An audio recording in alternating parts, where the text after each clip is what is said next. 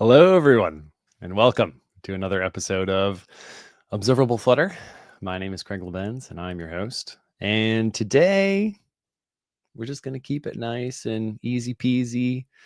And we're going to work on something. I'm not even sure what yet. I'm going to ask you all for recommendations. I have a few ideas, maybe a coding or like a UI challenge with Mix, or maybe work on one of my old packages, or I had an idea this morning. I might try to like fix a bug on the Flutter, like an actual open issue in Flutter, but I would need to talk to the framework team first, like we all would before trying to tackle a bug, and make sure that I have the right approach and that no one else is working on it. So I'll have to do that in advance at some other time. But it's going to be hopefully a pretty relaxed morning for me and whatever time of day for you. So let's get into it.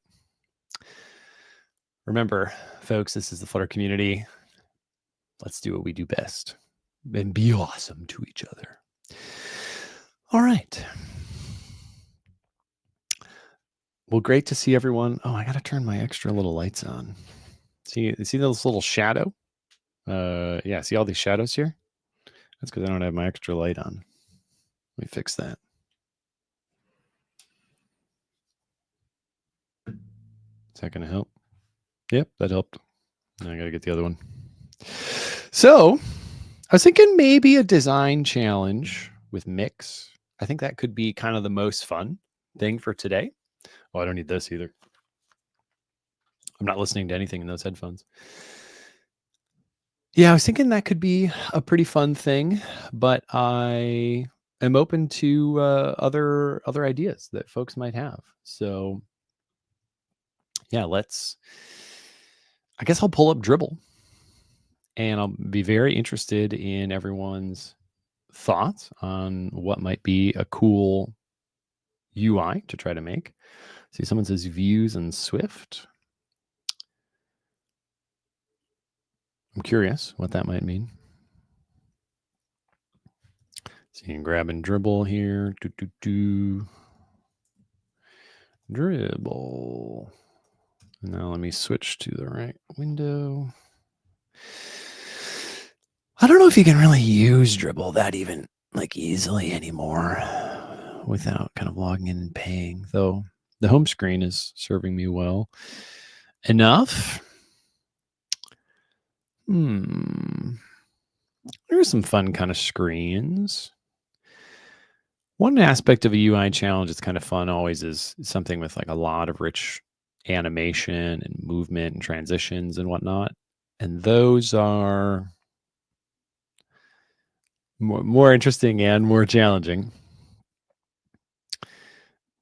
Let's see. Observable, similar to Swift UI. So we could do some Cupertino stuff. There's actually been that's a couple folks now kind of talking about Swift-like things. Hero-like transitions with custom painter clippers. That's interesting. I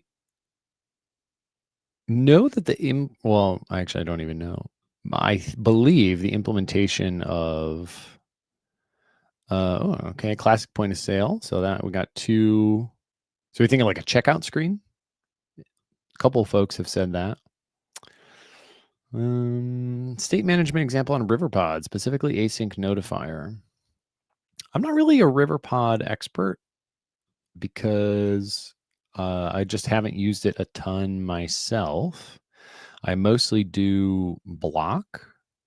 So the advanced like best practices for RiverPod are probably left to people who use RiverPod every day. Especially because I think RiverPod, the strength of RiverPod is the magic.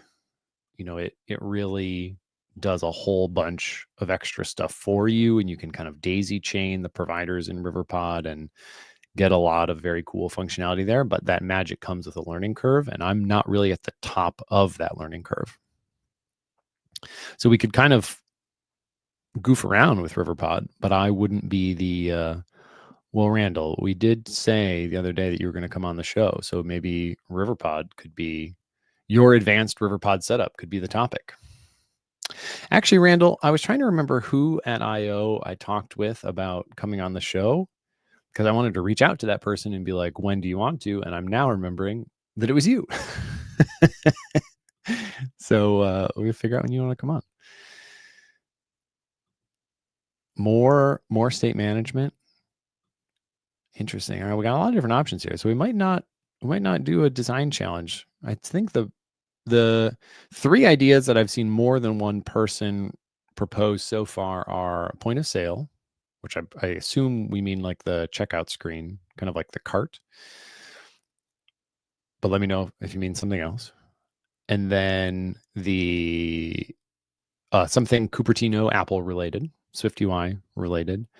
And third one is a whole bunch of state management requests. Another point of sale. Let me switch back. I'm going to bring this to the front here so I can look straight on while I read all of your good ideas. Oh, did the UI here just go black?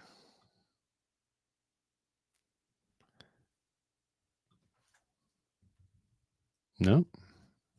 Oh, the website kind of tweaked for me as I moved it.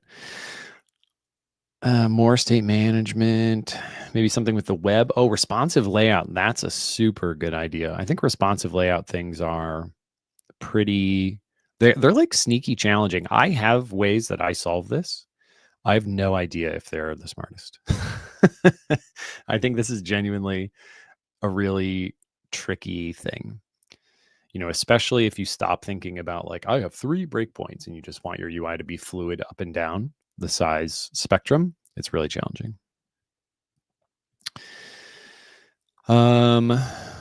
Tic-tac-toe with AI integration. We could, that's actually a fairly fun idea as well, to be honest. We could make tic-tac-toe and then have an AI play it. The only problem with that is, you know, if you've ever seen that old 80s movies like War Games, I think it was, nobody wins tic-tac-toe. So it's just always a stalemate. State management based on local storage. Make a change in local storage, change the app. That's a pretty good idea. I don't think we could get super duper far in just an hour and a half. Not without like really missing, you know, without skipping a bunch of abstractions that would be useful.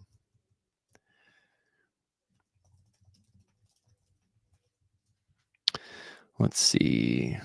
Gemini image to colorize old black and white photos. That would, the cool functionality, I think that would be quite similar to the last couple episodes where we were basically ultimately having Gemini do a bunch of work, yes. But it's like the whole thing is just kind of talking to Gemini. Let's see here. Off topic. I'm struggling to make my Flutter web application SEO friendly. What are the key strategies and technical considerations for improving its search engine visibility and ranking? Well, you are asking one of the most prominent questions in the history of Flutter, especially Flutter web. There are like tricks. If you turn on accessibility by default, I believe you can get the Google search engine to crawl your website because it will run JavaScript in apps and then it will read the accessibility tree or the DOM or whatnot. I'm not a super expert here. There's been some experiments where we have gotten the Google indexer to show you content that is rendered by Flutter, but it's very hard to guarantee any of that functionality, and the search team, you know, doesn't help us at all because they take very, very seriously the separation between them and the whole rest of the world. So we have no ability to like learn any more than, you know, being outside Google. We have zero ability to do anything more. We have had some experiments that worked. Can you share what architecture or testing patterns you guys use inside the Flutter team when building real apps? Oh, so the Flutter team itself doesn't really build a lot of apps, but other teams at Google do. And Google has very different infrastructure than the outside world. And so I don't think it's, also Google has very different requirements from the outside world. So like what you would think is an unbelievably over-engineered solution is like the entry point for Google software. And I wouldn't take what Google does as the ideal for an app that you're working on. Now, if you're at a team and you have 100 engineers, then your bar probably gets a lot closer to what Google is doing, or totally matches it. But then you have 100 people to figure out the solution together. Favorite is an interesting word. I also use Block. I don't really dislike any of the other ones. I use Block because I used Redux when I was a web developer before I found Flutter, that being a React library. I used React on the front end before I switched to Flutter. And Block to me is just conceptually like a copy paste from Redux. And so when I was new to Flutter and I was looking at all the different solutions as of 2020, 2019, whatever year that was, because it would have been 2019, I went through a bunch of them, and Block was just like, oh, I recognize all of these building blocks. And because they're all the pieces from Redux. And so that's why I use it. But I don't think that means I like it more than, for example, Riverbond. Ooh, nested navigators. I haven't really played with nested navigators much. So that would be a really kind of open book learning experience, but could be good. I know a long time ago there were guides on the different ways to do kind of Apple versus Android navigation.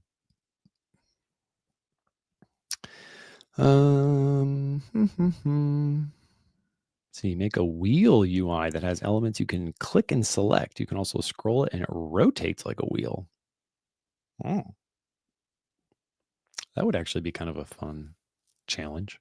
I'm going to have to pick something soon. Is Flutter element embedding secure in general? If by secure you mean mature, then I would say yes. Element embedding being the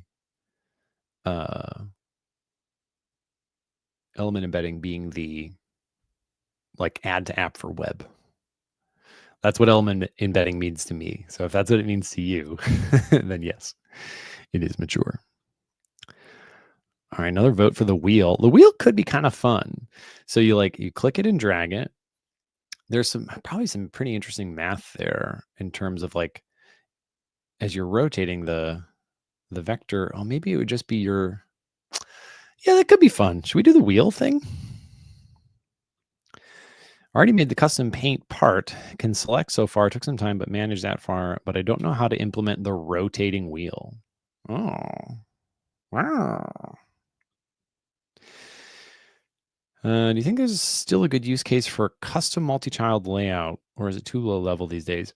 I'm not going to lie. I have never typed the letters custom multi-child layout myself. So I don't know the kind of hypothetical scenario where you reach for that.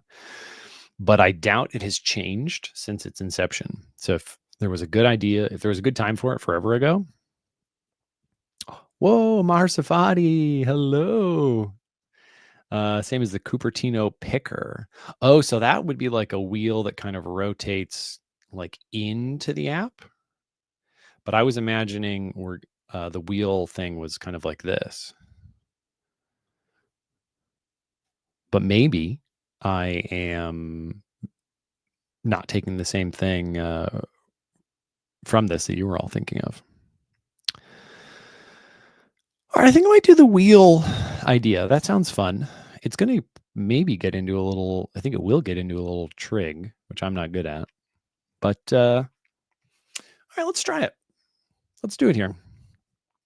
I'm going to try to not fall for the ancient trick of not sharing my screen and not looking at not looking at chat for like 10 minutes, such that I never notice. That would be good to avoid, huh? All right. Wait, what is this?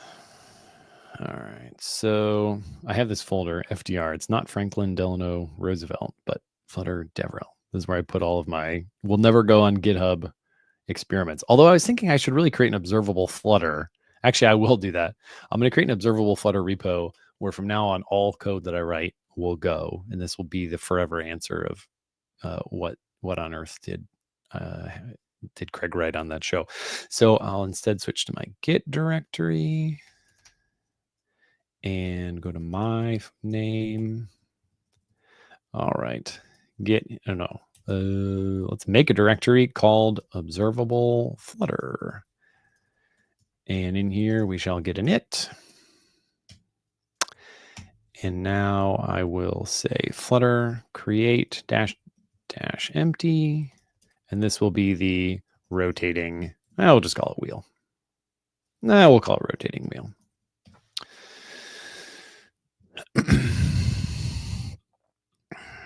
Rafael, we are going to code a rotating wheel. So someone, who was it? You gave the winning idea, so I should. Mostafizul Islam? I'm there surely. Your mother would not recognize my pronunciation of that, I'm sure. But this was the person who came up with the winning idea of having doing like a rotating wheel.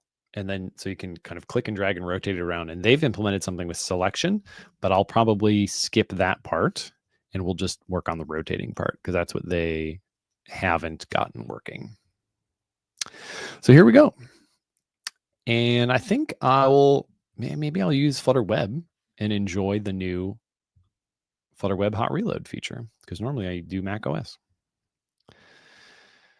Oh, the Q2 survey. Hey, I'm blocking it. Look at this. The Q2 survey down here, folks. You're going to want to take that survey, please. That is the most helpful thing you can do. It basically makes you a Flutter contributor if you take the survey. I'm serious. It's very, very helpful. Should we still expect something like macros in Dart's future? Yes and no. No, in that I don't think macros is ever coming back in the form that it was originally imagined. Yes, in that Dart will scale it back tremendously, still deliver augmentations, and then something that gives us data classes.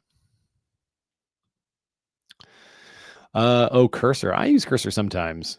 I have so much muscle memory that I keep typing code instead of Cursor. I could switch to Cursor. Well, I'll just use the Gemini Code Assist package. So I'll stick with code today.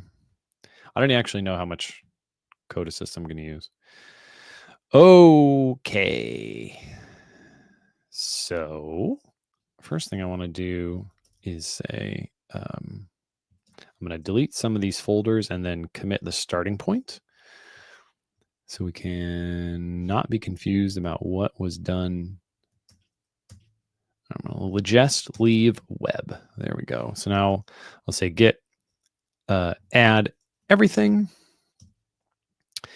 And yeah, that's fine. I don't care. Obviously, I don't want to commit the ignored files. So now I'll say git commit message initial commit. Cool. What are these remaining things? Great. Nothing. Why are they neither untracked nor... Oh, because I was down a layer. Git commit. Maybe that's it. No, git add. Is that what's happening? Why did these? Okay, that was what it was. So I'll amend. So we still just have one initial commit. All right, folks. This should disappear. There we go. Main.dart. All right.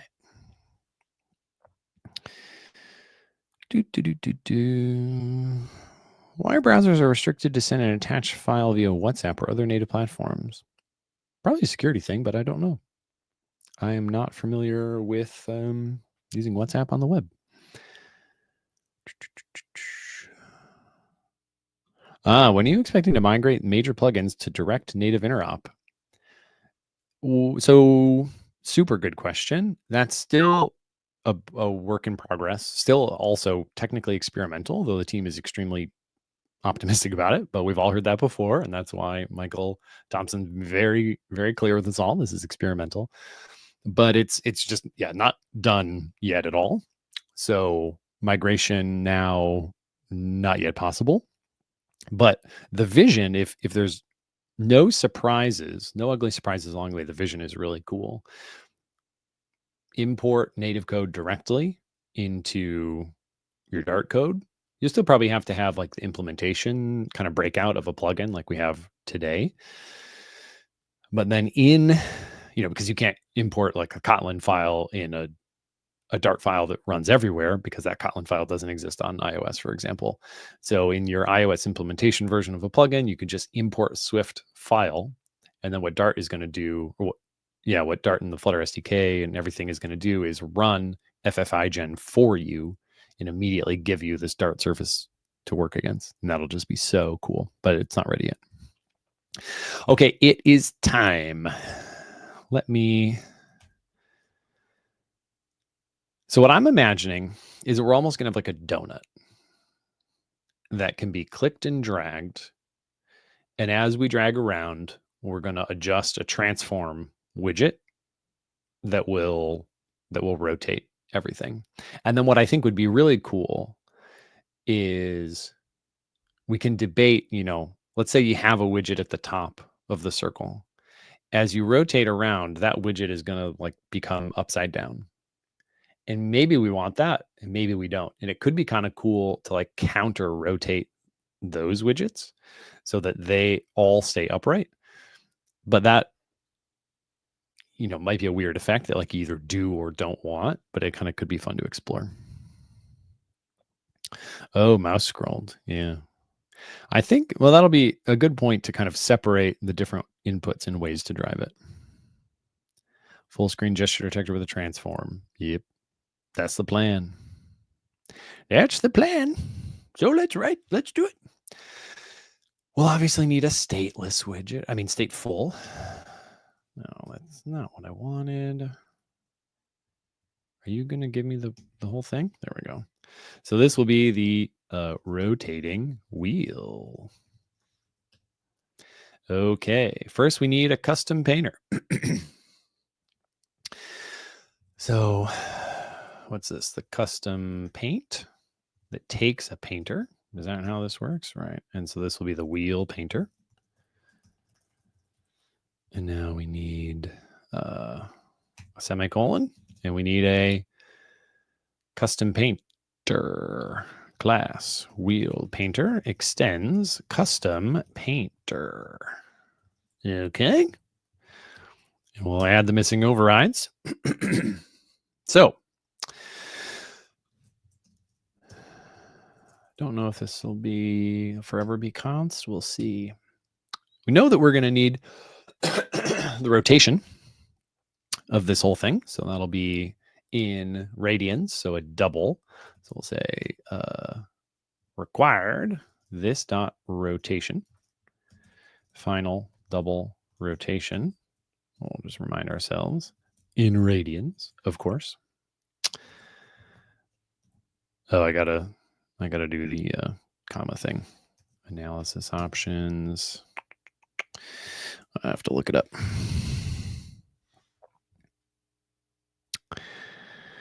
Oh, what's going on here? We got some spammericiousness.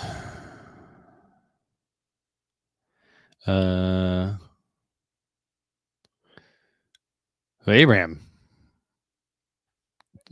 Chili on the spam, but criteria for consider a degree as a criteria for a Flutter dev. I wouldn't. I would consider knowing how to write some Flutter code as a criteria for a Flutter dev. All right. Flutter 3.8, remove commas or commas. Wow, I forget what the thing is. Just Googling this separately here. Does anyone remember? Oh, trailing commas preserve formatter. Okay, cool. So formatter. Whoops, what on earth? It gave me all of this? God, I tell you, sometimes the autocomplete of these AI assisting tools, whatever, it's like not not good. Trailing commas, preserve, save. Oh God, I want to just turn off the auto. Okay, so now, oh, look at that. Oh, look at it. Honestly, I don't want any of this. Look at this, just random crap. How do I turn this off? See, that's why I don't use these things. Gemini, code assist. I don't want autocomplete. It is so bad and so useless.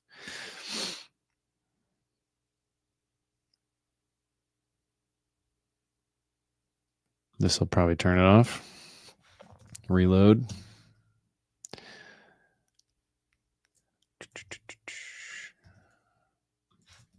Okay. Doesn't seem to be spamming random gibberish at me anymore. Okay. So let's start with some painting. So we need the center piece to start.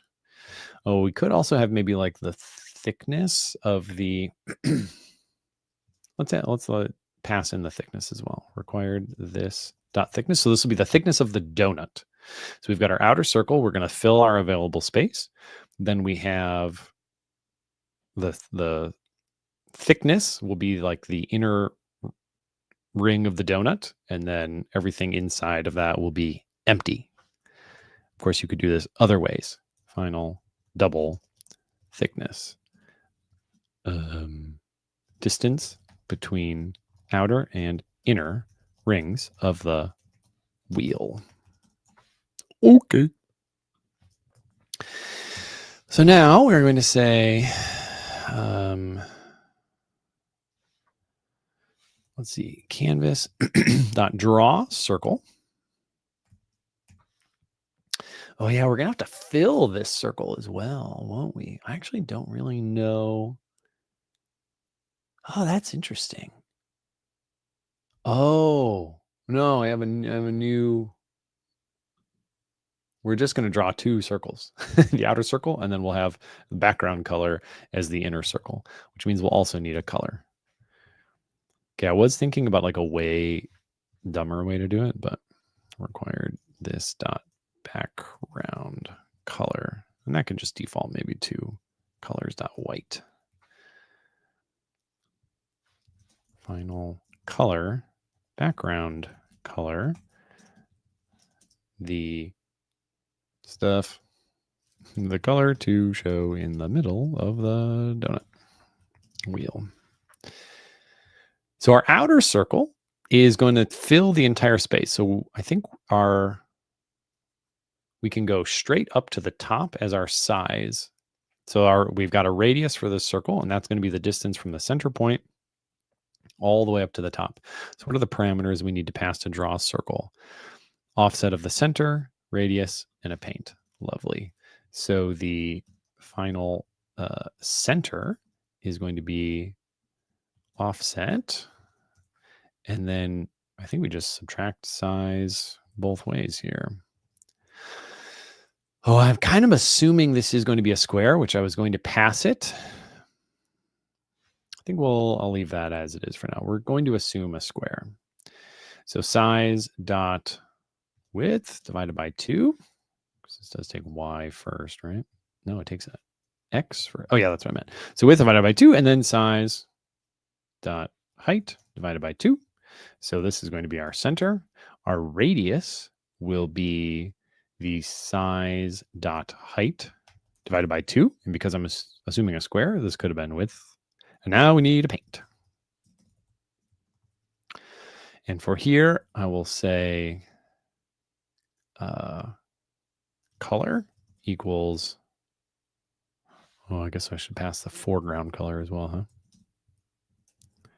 Foreground color.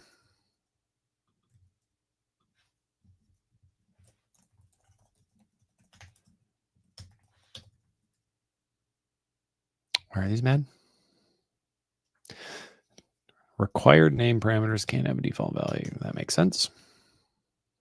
So this will be the foreground color.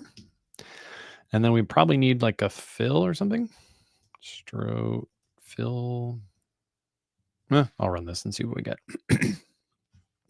Flutter, run, D, Chrome, experiment. Don't know. Can't remember. Flutter, web, hot, reload, experiment.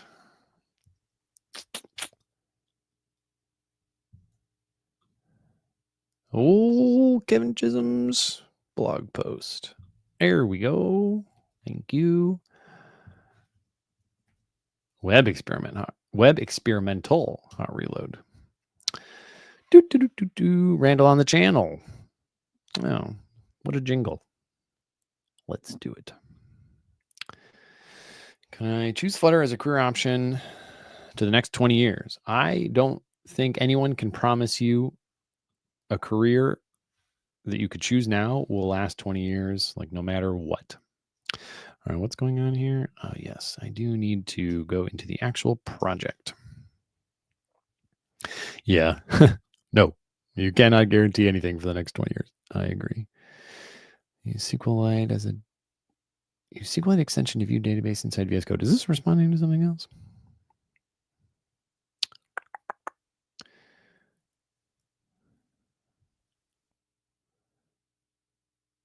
Oh, begin shape, end shape? Oh, I'm not familiar with that. When would you use a repaint boundary or should rebuild for performance optimization? So repaint boundaries are extremely complicated to fully understand. Oh yeah, I do actually have to pass all these values. I'm going to come back to repaint values in just a second here. So let's see. Our rotation is going to, of course, start with 0. Our thickness, I'll just pick 10. I don't know. And then that's actually all we need to do. Now we're going to center this. And then let's put this in a sized box. And this sized box is going to have height of 200 and width of 200.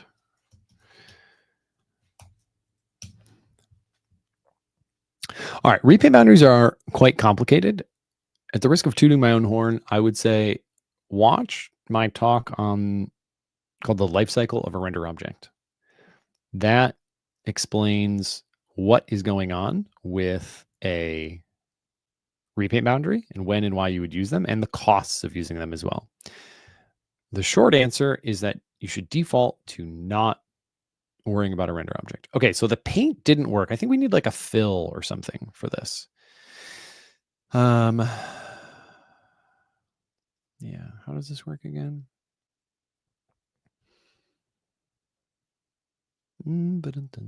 Color, that's good. Blend mode, we don't want a blend mode. Style, painting style, default to painting style.fill. Okay, that seems like what we'd want. Stroke width, stroke cap. I might just ask, does anyone know what I need to pass to the paint? Otherwise, I'll just ask Gemini. Stroke to be fill? Oh, so it doesn't have to, it's not just style. Yeah, that sounds familiar. Stroke width, style, but it says so stroke. Yeah. Style, painting style. See, I would think I might just ask Gemini to do this.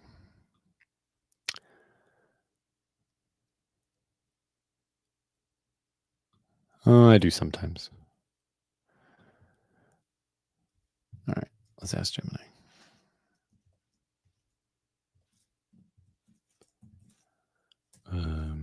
Gemini.google. Oh, this is the internal Gemini. I'll have to use.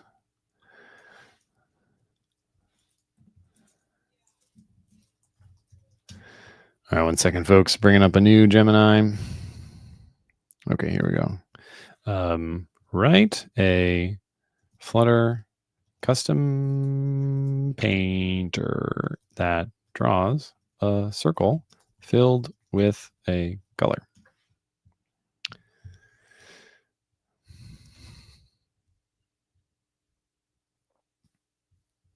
I mean, there's just one line in here that we want. Okay, here we go. Fill and a stroke. Whoa. Wow, there's so much here. So here's our custom painter, and it's accepting a painting style. Wow. All right.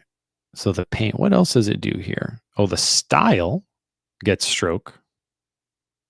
But that was if the style was stroke or fill and stroke with this. This is way more confusing than I want. Paint, color,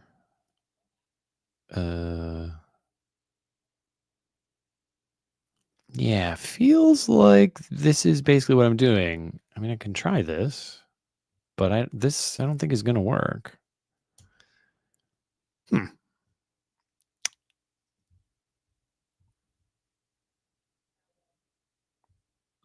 Yeah, I was thinking of this too, but I just turned it off.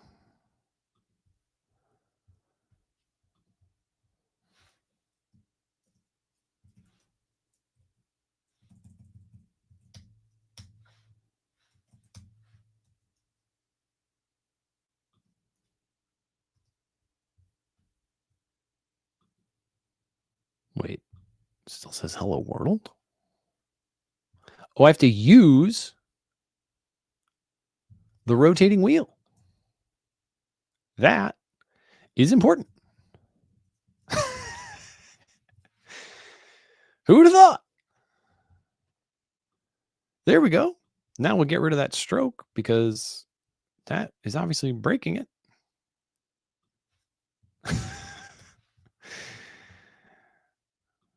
Unimplemented error. Okay. Fair. True for now. Hey, look at that. The Japanese flag. Who would have thought? You do have to compose the widgets. That is true. Also, the code to, there's got to be of all the flags in the world, and then we just give ourselves the right aspect ratio. Of all the flags in the world, probably, yeah, like this. Japanese flag's got to be the easiest to render in Flutter, right? And every other UI toolkit. Also, I think we can get a little smarter with that and just say, does our rotation not equal the previous rotation? That will be, I think, the real thing here. So rotation does not equal old delegate dot rotation. And then we'll change old delegate to be a wheel painter. Okay. All right. So now we draw the inner circle. So this is the outer circle. So we could have done the stroke thing and then like been a little clever with math and set the stroke width to be the thickness and the radius to be like the total size minus half the thickness. And I think that would have also worked. Sorry, yeah, the stroke width, I think that's what I said, to be the thickness, but I don't care. So this will just be the inner circle. So this will be that radius minus thickness, and this is the background color. All right, we need more thickness. It is not thick. We also draw 3D things. Well, you might be able to. If you're really good at math, you can, or if you want to play with the new APIs for it, then you could. Shouldn't the radius increase as the window size varies, or did I miss it? Well, I was just accepting it as a parameter. So I'm imagining that we're going to fill a certain amount of space. And, you know, we could certainly give this just way more space as well. It's going to be 400. You could write any number there you want. And now let's get some serious thickness to this. Oh, look at that. That's a spinny wheel if I've ever seen one. This is like the signs for the tube in London. Okay, there we go. Now our window is all set. Can I please draw a parabola using the custom painter having curved corners? That would be a valid challenge, but not the one we are tackling today.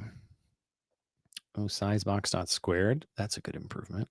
See all these little custom convenience constructors. Squared. Okay. Only one letter off. I still award you full points. And dimension. Boom.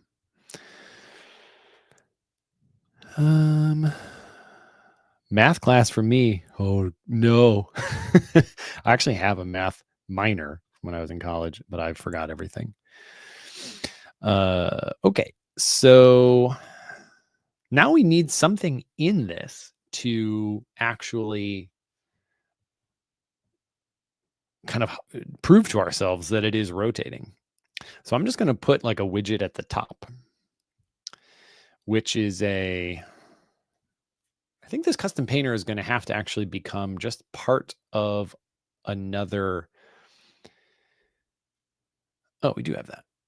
Who would have thunk? Okay, cool.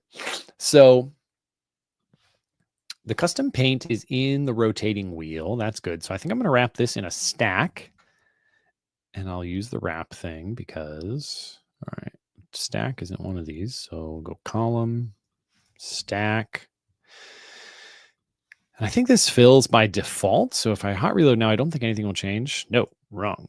Okay, position dot fill child.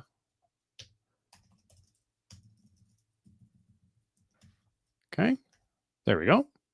Now, below the wheel, so it shows up on top, we can have let's do like a white icon, and then we'll start rotating that around. So the position of this is going to be, oh, you know what? I'll take the size here as this parameter. Otherwise, we need to use like a layout. What should we do here? I think I am going to use a layout builder, and I'm going to wrap the rotating wheel in the size. That makes more sense to me. This really shouldn't be, I don't think the rotating wheel should determine its size. That is not how you'd actually make a widget. So we'll move, I'm going to move the sized box shenanigan. Oh, and the center. That's crazy too. Let's move all of this up around. Oh, and there already was a center. You love to see it. Up into the higher level thingy thing. Is that right? I think that's right. Now we come down here and get rid of everything below the stack. And then you probably become this. Cool. Now this should be the same, looking good, but I'm going to use a layout builder.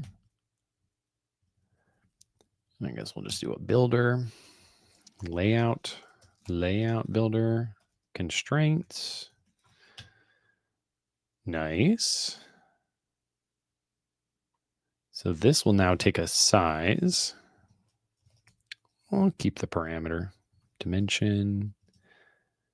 No, we don't need that. Sorry, because the layout builder is going to figure it out. Duh. That was literally the whole point of the layout builder.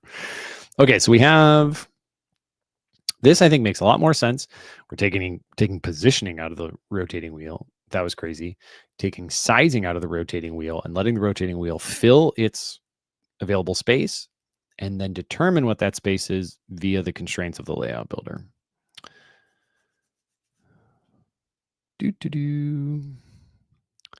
What's the difference between the paint and the path class? So the path class is a different way to define the boundary of something you would paint, but the paint is still how you fill the space itself. We didn't have to use custom painter. Could have done a container with maximum border radius, and that would have also worked.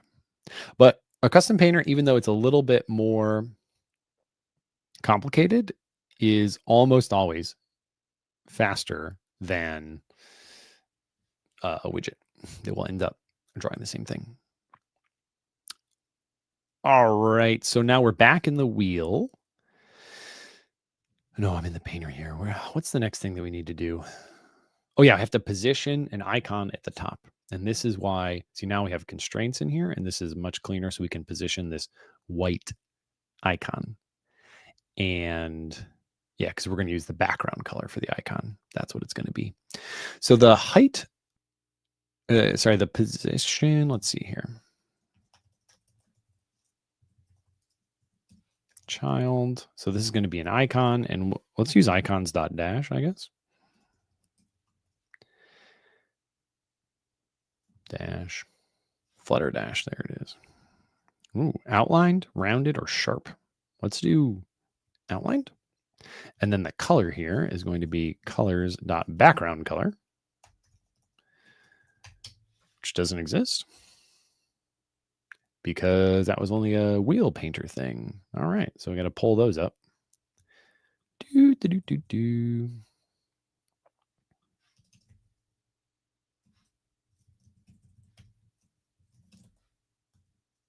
Okay, does the key go at the end? Is that where that is beloved to be? Now we get our foreground and background color.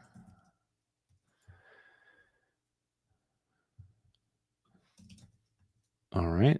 Now we don't need default values here anymore because we have default values above, and these can actually become required. Okay, so now we'll pass those in for sure. So this also colors.background color. What an incoherent bit of nonsense that I wrote. So here we'll pass foreground color, and that'll be widget.foreground color, and background color. Okay. So this is pretty good. We haven't sized it or positioned it correctly yet. So minor problems. But I think if I re-render now, we should get the exact same thing. And there's probably a white dash up here. Oh, actually, I can barely see it on my screen. Maybe it's coming through on the stream. There is a white dash here, and we just have to position it correctly. Yeah, this is super good recommendation. The clock challenge from a few years ago was really fun. And boy, did people write some gnarly stuff. Really, really cool. All right. So first we need to kind of figure out, I think, the size of the icon. Well, that'll just be the thickness, I guess. So let's say here, const wheel thickness equals 50. Specify that it's a double. So we'll reuse that value. So let's say here, is it just, how do you set the size of an icon? Oh, it takes a size parameter. And that's a double. Cool. Now we need to position this. So I believe, let's start with this being left. And this will be the constraints dot max width minus half of the thickness.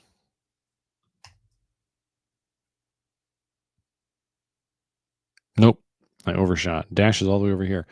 Why? Oh, this was supposed to be divided by 2 as well. There we go. We have our dash.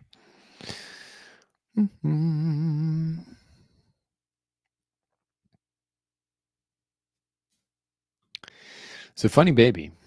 No one's ready to give you a job as a fresh Flutter developer, even though you have tons of experience elsewhere.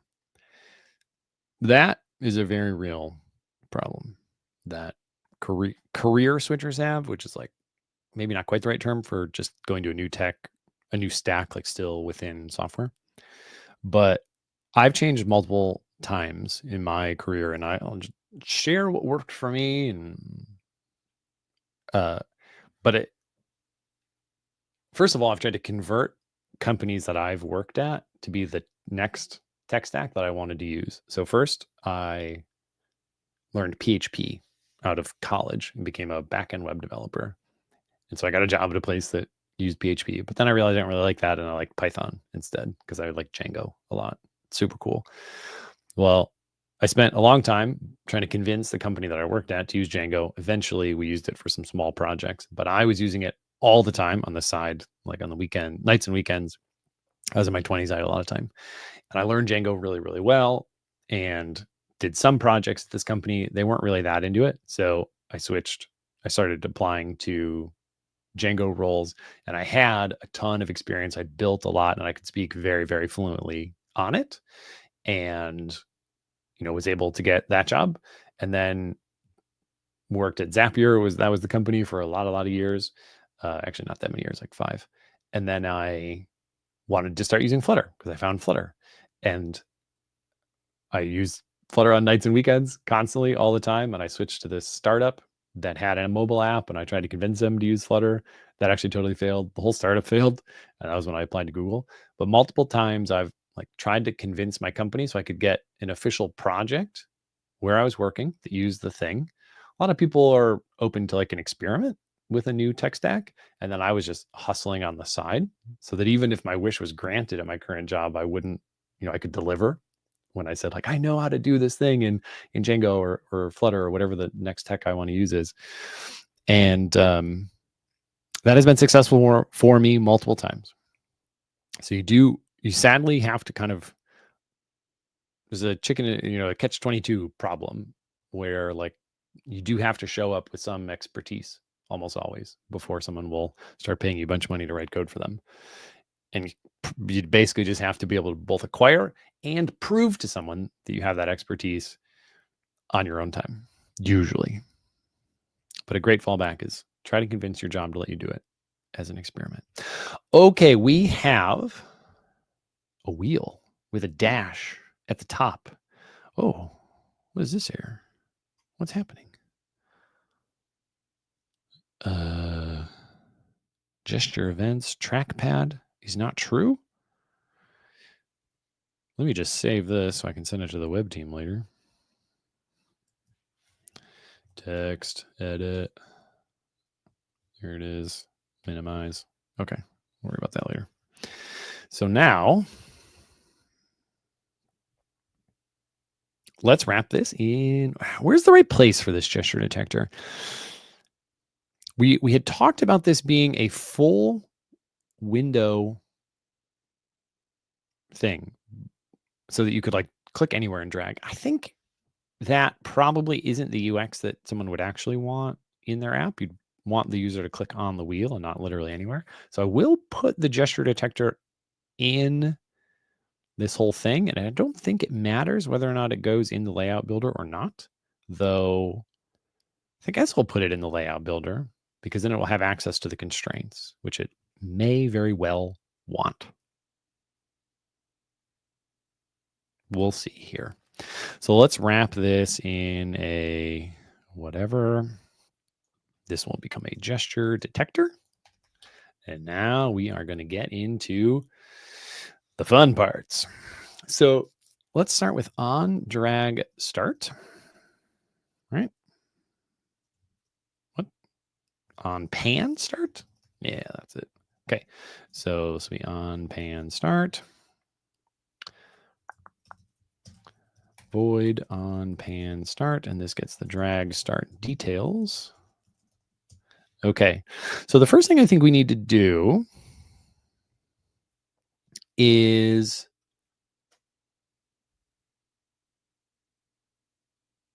we need to save our starting point so that we can rotate, so we can detect the change in radians from the center to where we are as we go along. So I think, this makes sense to me.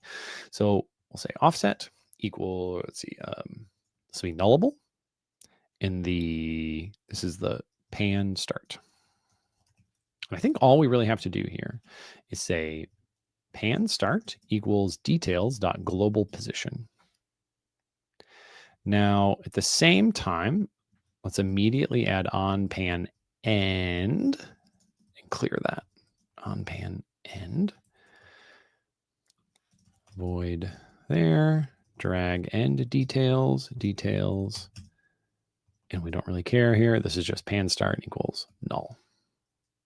Now we can do on-pan update.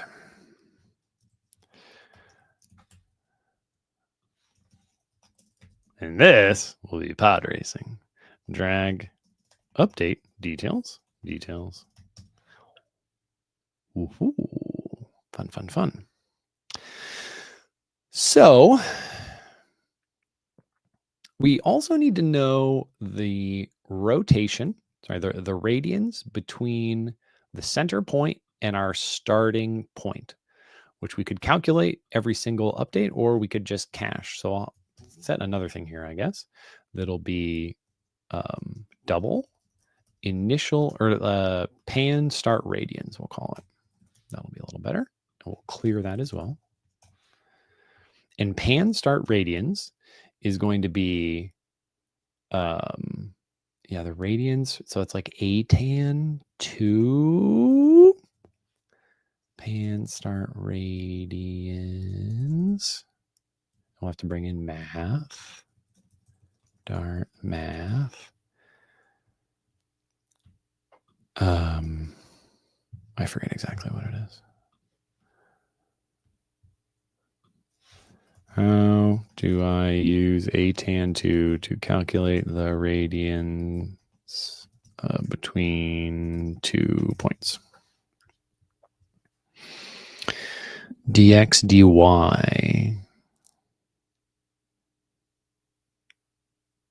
But are those like, is it two positional parameters? Dy dx. Okay, you weren't necessarily specifying the order. All right, so we need dy dx going into a tan. So our, we need the global position of the center. That's going to be very tedious. So we're not going to use global position anymore, and I'll use the local position. Because this means that we can calculate. I don't have access to the size until the layout builder runs. That's awkward. See, we could save the constraints here. This widget would build before someone draws necessarily. So like technically that would work, but I think that would be pretty gross.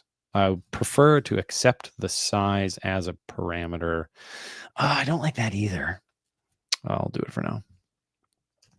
Don't want to bike shed this particular thing. Size, and this will be required. Final double size. The height and width of the square space allocated to this rotating wheel. All right. This feels a little bad to have to double specify this, but it would feel worse to me to save information in the build method because that can't have side effects, and like really shouldn't have side effects. So I think that's better. So this means that we could write a little offset getter here, and this will be offset where we have widget dot size divided by 2 and widget dot size divided by 2. Cool. So now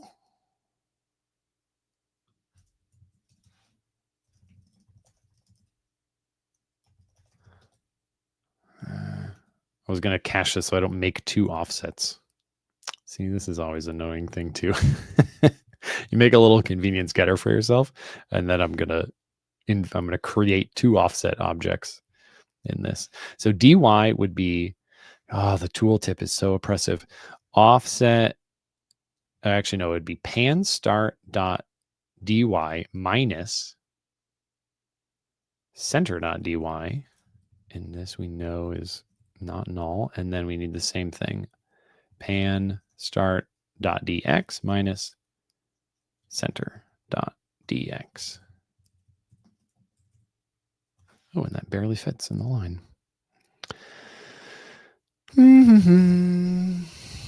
Why are we using Constraints to paint.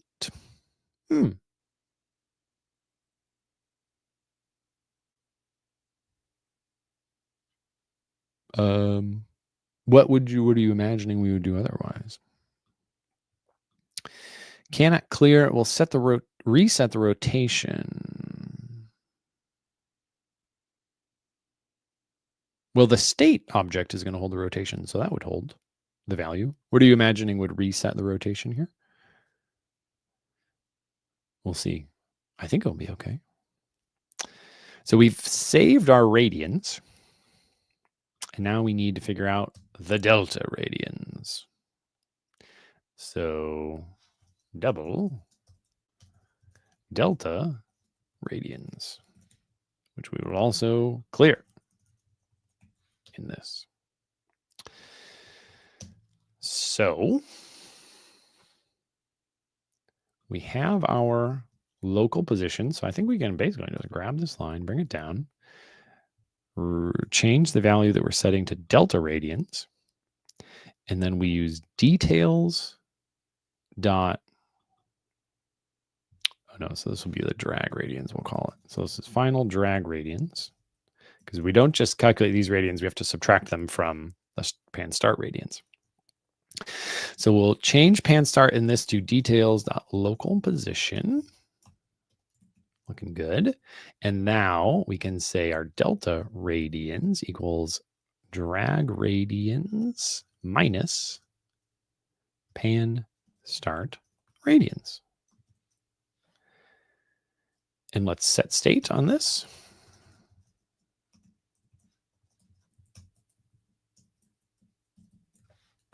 And set state on all of this.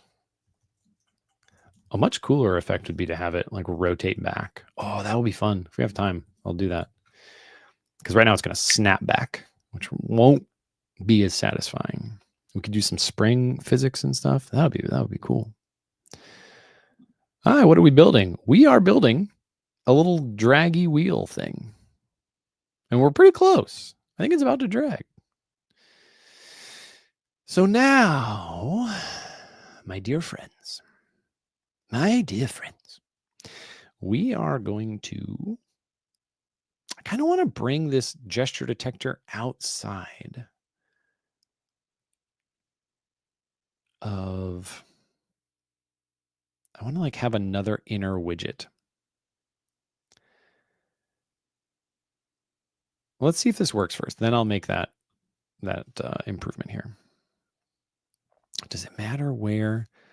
I guess I'm going to put the transform widget around the stack, because if it makes sense to pull the gesture detector out, then of course the transform would go inside the gesture detector. So sure, whatever, pick a random widget, transform dot rotate. And then what is the name of the parameter that we need? Angle gets our delta radians or nothing. What do we think, folks? Is this going to work? Oh boy. Oh my goodness gracious. All right. So we are rotating as the cursor moves around. You spin me right round, baby, right round, like a record, baby, right round, round, round. And then it snaps back, which isn't very fun. So it would be awesome. It would be easy with animated container to go back. Oh, yeah. Oh, that's true. Oh, so we could do, well, the animated container, but the value that we need to animate is actually the radians. Is there like an animated transform? That would be cool. There should be. Animated. Oh, animated rotation.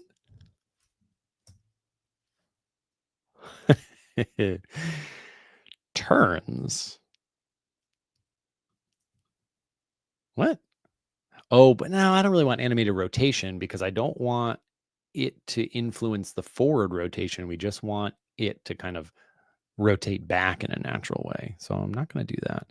Okay. Also, I had this idea of persisting the rotation of the bird, right? Because right now dash is rotating as you would expect on a record, but I don't know if we want upside down dash on the bottom. So let's think about this. Is it as simple as wrapping dash in another transform dot rotate and feeding it the inverse? I don't know if this is going to work. It's probably not going to work. Delta radians or 0. Oh yeah, okay, we have to do this. I don't think this is going to work. Oh, it is. I thought there might be something where that value wouldn't like always be correct all the way around the circle. But this is kind of fun. I think this is neat. What do we think? I'm not good at I'm not good at math. I could imagine it not working, basically, because I don't have a good enough sense of the maths. All right. Now let's animate it back. I think that will be quite fun. So there's talking about implicit animated widgets in the thing. I'm going to use an animation controller because the one thing that really confuses me about Flutter development, honestly, is why everyone thinks using an animation controller is so hard. In my ideal world, an animation controller wouldn't feel so scary. So let's use one. I'll put my money where my mouth is. So the first thing we will do is create an animation controller. So for animation controller, it should be nullable, and this will be the reverse rotation controller. Okay. Now, and I will have to look up some of this code because like the way you set up the tween and all these things, I always forget. Maybe that's what people find confusing. And that part isn't fun. But then once you get to start setting state based on the like the values from the animation controller, like that's when it's fun and you get a lot of control and power over what you're doing. So this reverse animation controller needs to come into existence when we at pan end, right? So all this code is going to get a lot more interesting. So let's just start for here by saying animation controller dot, I don't know, does the type go here? I can't remember. What do you want? Oh, I know we need vsync.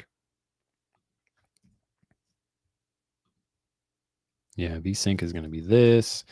So let's go up to the state thing and say with, it's not going to be a single ticker because I made this nullable. Yeah, we could make it.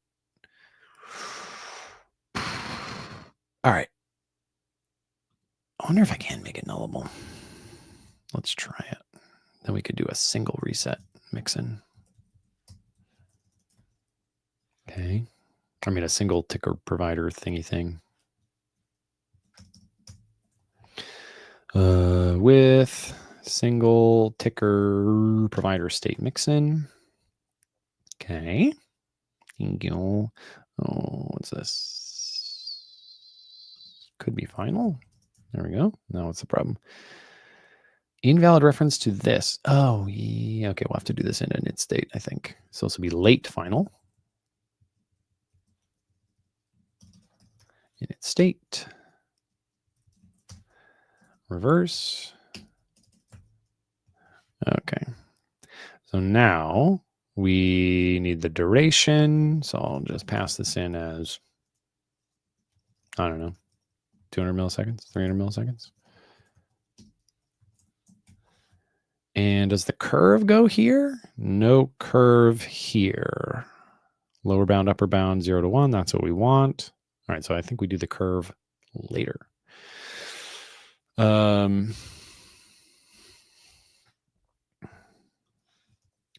Docs.flutter.dev. Let's read about animations. animate properties of a container. I want to use a controller. Maybe that's in here. Okay, here, animated container. That's not what I want. Okay. Where's the explicit animations? Above it, it says implicit. So I would expect to see an animation controller here. And yet I do not. Let's try the next one. Controller. Nope. Let's try the next one. Oh, that'll use the hero widget. Animate using a physics simulation? Controller. Here we go. This one uses an animation controller. Well, it said it did, but then it didn't. Okay, here we go. That was the controller. So now we need to like figure out the curve or the tween. How does that work?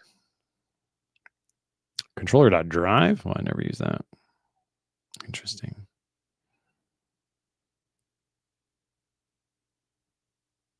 Run animation? I've never used controller.drive. Let's try it.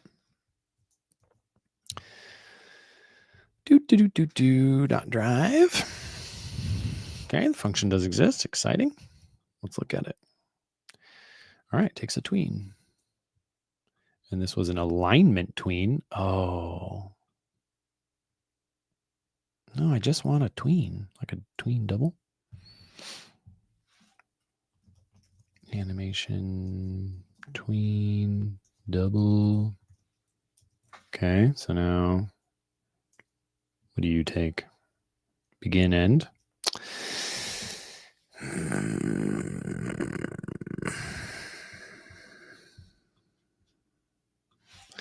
Write me a Flutter animation controller that uses a tween, or that uses a curve. I'll say I don't really care. There's all right. I was saying that no one should be afraid of controllers anymore. I still think that's true, but the boilerplate to set them up is annoying. So that uses a curve is all I care.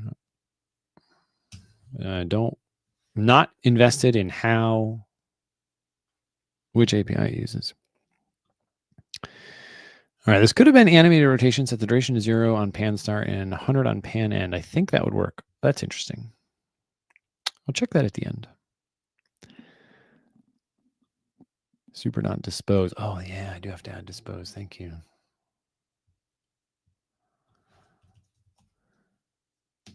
So this would be reverse controller dot close, I think. Dispose. Okay. We're saying init state here goes up top. I think this basically doesn't matter because the parent class, the super init state, is a no op. Oh, just some debug things. No op in a real build, so doesn't matter a ton. Oh, I love accidentally clicking things. That's so good. All right. What do we got, Gemini? How do you say I do this?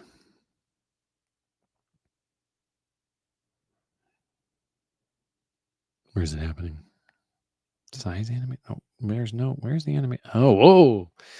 Man, it writes a lot of code sometimes. Oh, curved animation. Here we go. That's what I wanted. So the curved animation. And then you get the tween. Oh my goodness. Start size, end size. Well, I'm not going to.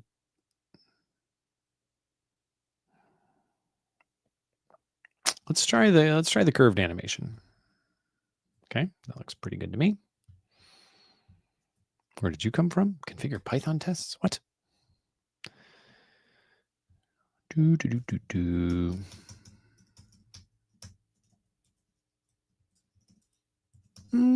What?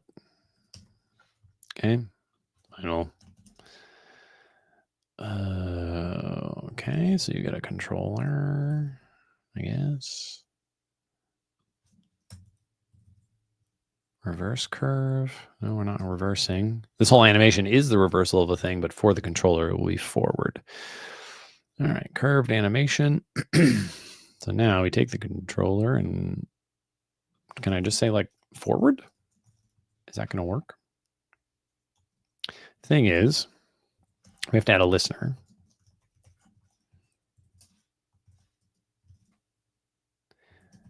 And then we need to add a status listener as well. Add status listener. Then we'll take the status. Okay. And I will reset it as well. All right, let's see here. So you got our curved animation that could be made outside of this method because there's no, maybe not, because it takes the controller. Oh, who knows, whatever. Okay, so for the rotation, this is what we need to figure out here. We have we need to, over the course of the thing, we need to rotate between the delta radians, like back down to 0 radians. That's what we need. So we're going to set state. And ultimately, oh, I don't need any of this anymore, actually. So delta radians is what's going to change. And we're going to need to kind of save here our starting. It'll be like delta radians on. Oh, okay. All right. So we'll need another value that's like reverse delta radians. And what we'll render is actually going to be the reverse delta radians if it's set. So we'll call this double radians to use. And that's going to be the reverse delta radians if it's set, or delta radians, or 0. So now radians to use can go everywhere here.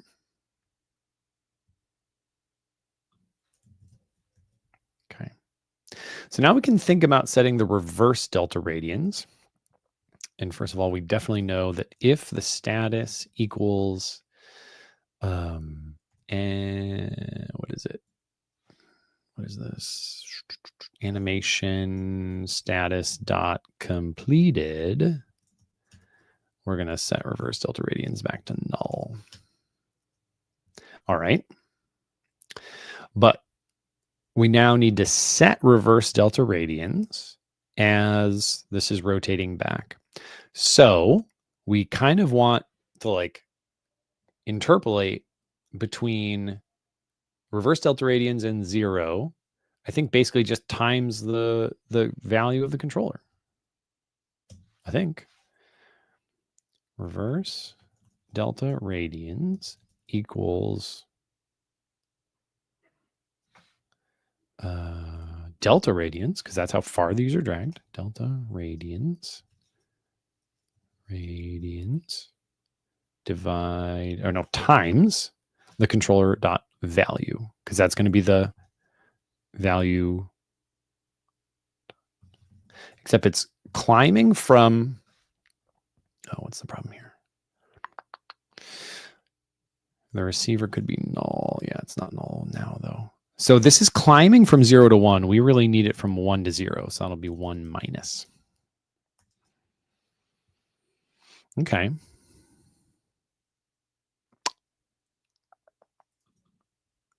And it doesn't like that I've underscored this. It's also not used. Oh, I think I have to do the animation dot forward. No. Okay, so that is actually another unanswered question here. Curved animation. Oh, really? I do this? And then it's still controller dot reset and forward. All right. Yeah, that's not the most intuitive API. Reset. Okay. All right. I think this is right. I think we have to do the add listener on the animation and then the status listener on the animation. Okay. So as it's climbing from 0 to 1, we kind of reverse it by saying 1 minus the value, and then we multiply delta radians by it. And let's see what we get. People are saying a lot of interesting things in the chat. Well, you're saying a lot of things. I haven't read them yet. I don't know if they're interesting. Oh, I almost used Supabase, and that was another thing I was thinking about. It was like playing with Supabase. I've never used it before, but I love Postgres so much.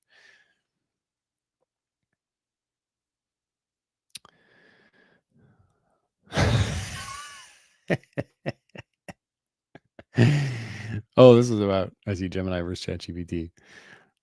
No, we can. I mean, so I can't. Googlers are certainly encouraged to like use other things and see how the whole world works. We definitely are only allowed to use Gemini for Google work. That is very true. Like legal reasons, if nothing else. Actually, I think that is basically the entire reason. Like Google has figured out that using Gemini to write code and whatnot passes all legal muster for people that work at Google. So that is the only tool for that. But there's no like, if you touch ChatGPT, you know, like half of Googlers have iPhones. So, okay, let's see what we got here. So I'm going to rotate. Oh, this isn't doing it anymore. Probably because of the reverse delta radian situation. This started off as null. All right, let's print radians to use. Why would this? Yeah, in pan update, we're still setting delta radians. All right, let's figure this out here. Print.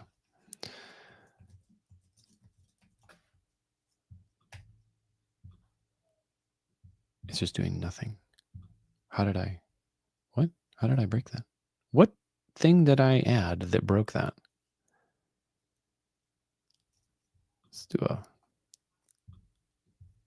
So it prints the first thing and then, oh, I'm dragging outside the circle.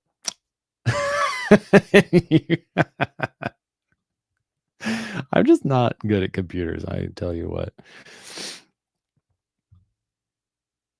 Okay, but sadly, oh, I have to drag directly on the red. That's interesting.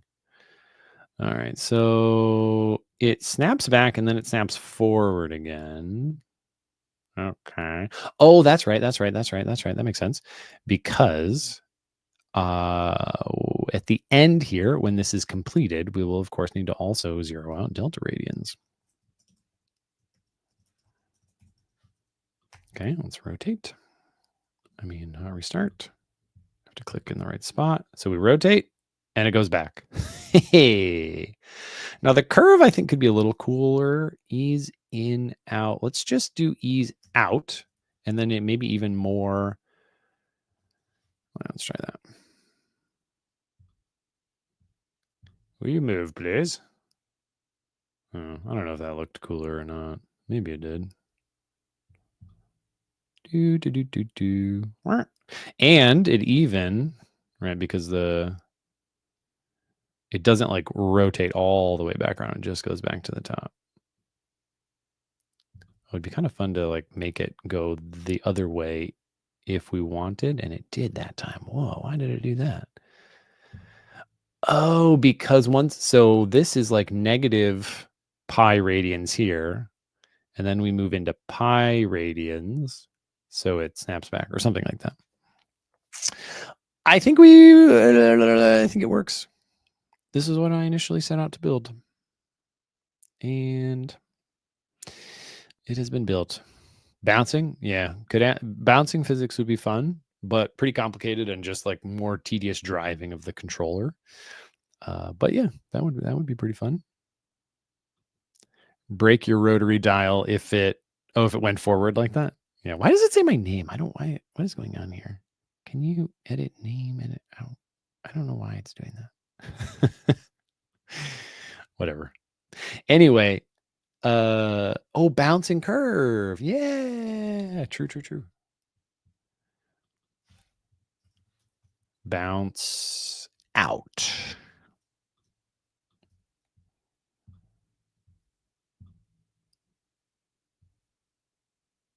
That didn't bounce very good.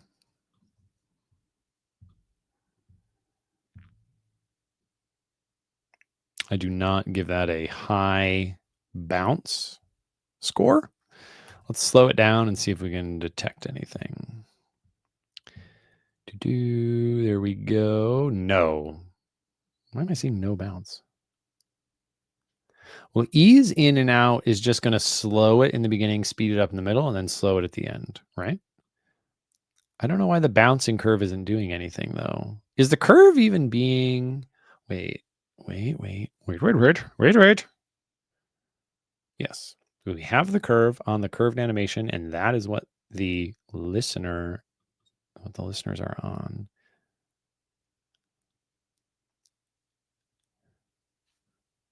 I'm a little confused. Let's go back to ease out quad. Exponential? Sure, that's even bigger.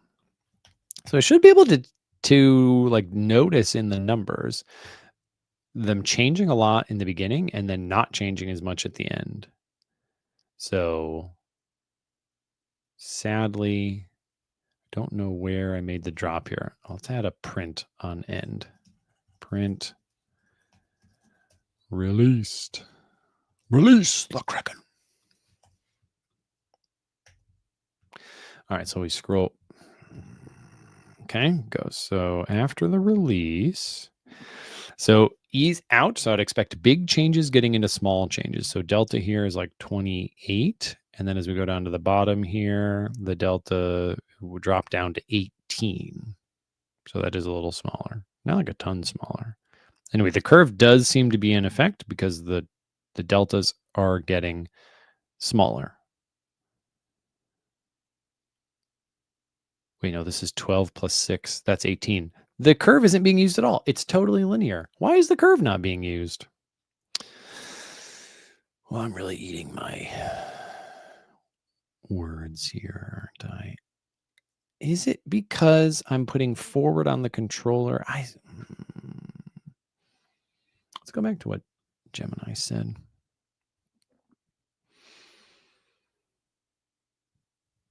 So the curved animation is what it wants us to use. So it says use a tween. The thing is, the controller like doesn't even... Oh, the controller gets passed into the animation. And then the thing that I don't love is having to like specify the start and end on the tween here when they were implicit. They're also variables on the controller. I guess we'll try this.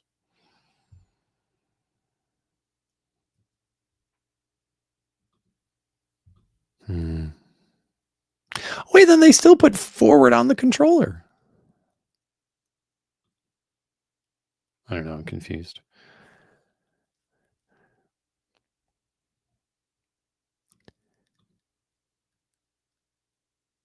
Oh, is that what it is? Dot animate. Oh, wait, but I called dot animate on what? Dot animate. Is it on this?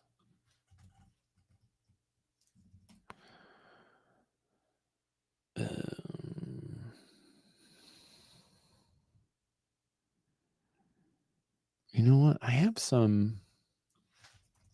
Go to GitHub. I've been working on this game that has. Oh, where is it?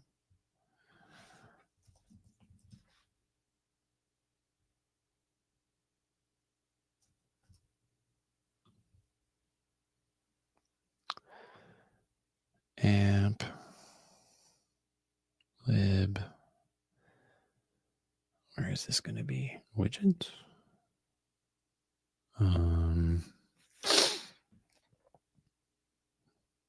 Where would this be? 3PO.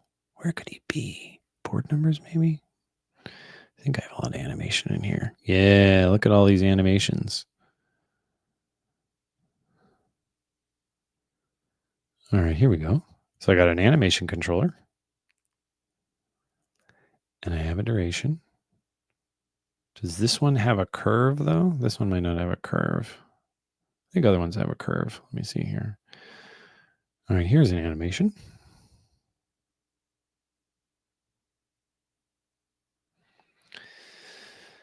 And the reverse controller.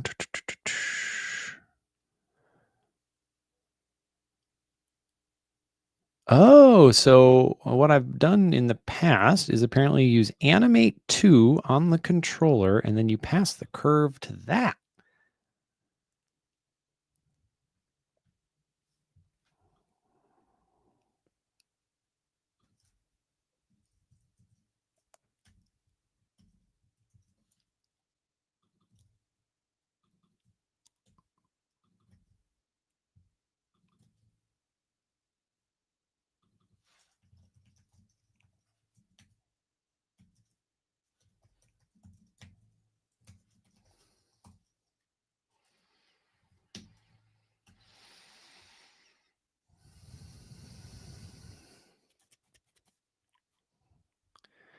I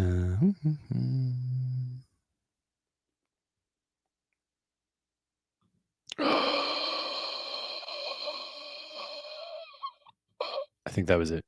That was the problem. Nice. That curve works. Now let's go back and use that great hot tip from Mac, because yes, this should be it. Haha.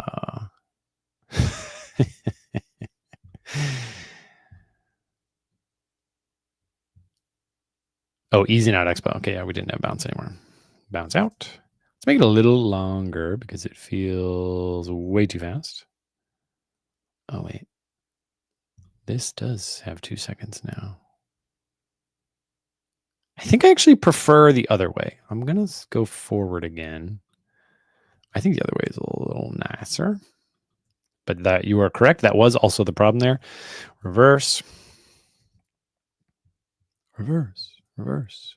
And then this would be animate to 1 with the curve of curves. Bounce out.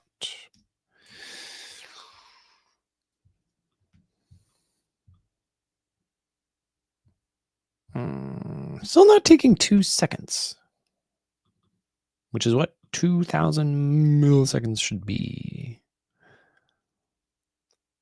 Why? Animate 2 also takes a duration. Okay. All right. All right. That's just crazy talk.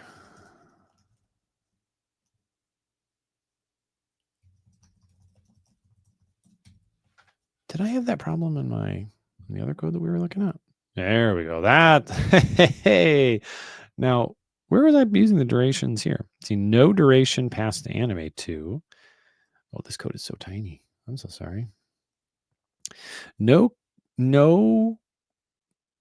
duration past to animate 2. Animate 2. Although this was a reverse one, and I was like specifically passing 0. Let me look at a forward animation. Where's the preview animation? Oh, I do this as well. Pass it to 1. So how does the duration work here? Just pass the duration to the controller. And then don't pass it again on animate 2. And I'm pretty sure this code is using the duration. So I'm a little confused about that. Anyway, kind of an unceremonious end. But, well, hello to Costa Rica. Great to see you. I visited Costa Rica back in March of 2019, and I loved it. I went to the Gulf side. I gather the Pacific side is a little more common. Went to the Gulf side, southern coast, close to Panama, and it was awesome. We have built a rotor. So, I still don't understand why the add listeners. Yeah, sure. So the add listener is the function that is, it's like this is basically where you need to call set state. So this, the controller evokes this at regular intervals, 60, 120 times a second, whatever it is, and is passing in the value. Well, it's not actually passing in anything. We can see there's no parameters, but you can access the value, which of course, if you fight your way through the weeds that are the controller API, will involve the curve. And then you change whatever about your UI using set state in the add listener. So in an implicit widget, this is happening inside somewhere.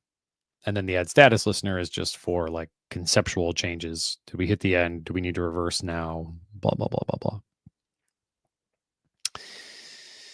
And that's that. So there we have used a controller.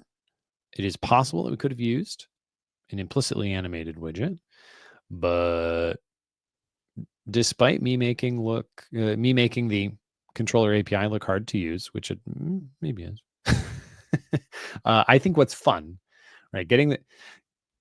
Setting up the curve and it can be annoying, but what's really, really fun is when you get to really fine tune what you're going to do in add listener. Like that is where using an animation controller is really snazzy. The game that I'm working on, I have these kind of evolving animations to help the user visualize what's going on the game board so they can make the right moves and like see what is even available to them to do.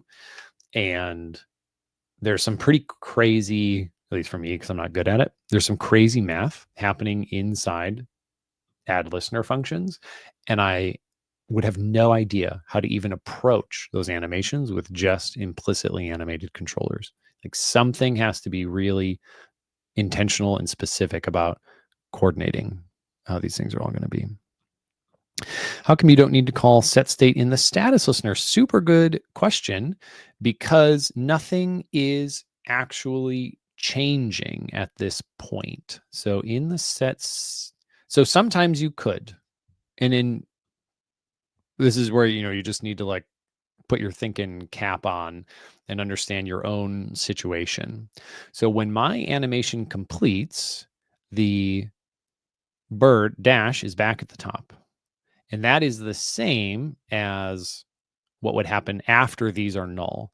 So for me, the values, what will be rendered is the same when the value is 0 versus the reverse and delta radians. And I've just finally set reverse delta radians to 0. So if I nulled it out and called set state again, then this would cascade through. It wouldn't grab 0 from here, and it wouldn't grab anything from here, and it would grab 0. So it's just the same thing. It is maybe better to call set state there just so it's a little more clear. So like that, the fact that works is potentially an implementation detail of like the current thing. And if I refactored it later, maybe that would introduce a bug if what I just described stopped being true. So in that case, to maybe more future-proof myself, it could be a good idea to call set state here. All right.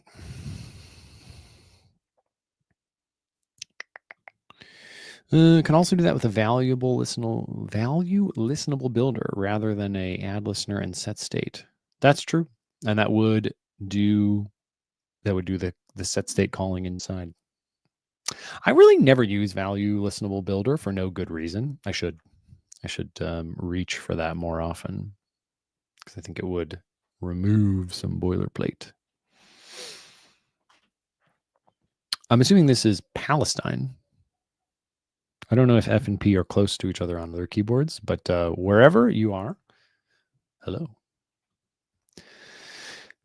Okay, folks, I think that is going to do it for today. So, man, I had a really good time. Thank you all for coming out. Oh my gosh, just a huge audience today. We wrote a little rotary widget. The person who requested it, they haven't been in chat for a while. If they left, hopefully they come back and maybe learn something from the implementation that we had. Let's see, I'm going all the way back up to the top of chat, which is a really long way back to find the person who proposed a rotary thingamajig. Oh, here it is. Wanted to build a custom wheel kind of UI. It has a custom paint circle. Oh yeah, that's why we started with it. That's what they were building. And you can rotate it with panning and clicking on items. But it has the physics of usual scrolling. I think we implemented what they had. And later they said they'd made the wheel and the things and it was selectable, but they didn't have the panning. They didn't have the rotation. So I think we delivered. I hope they also find that we did. Well, folks, that will do it for this Observable Flutter. I do have a guest lined up for next week, so we'll be definitely here unless somebody gets sick at the usual time, and I have a pretty fun topic in store for everybody. So that will do it for today, and until next time, everybody, happy fluttering.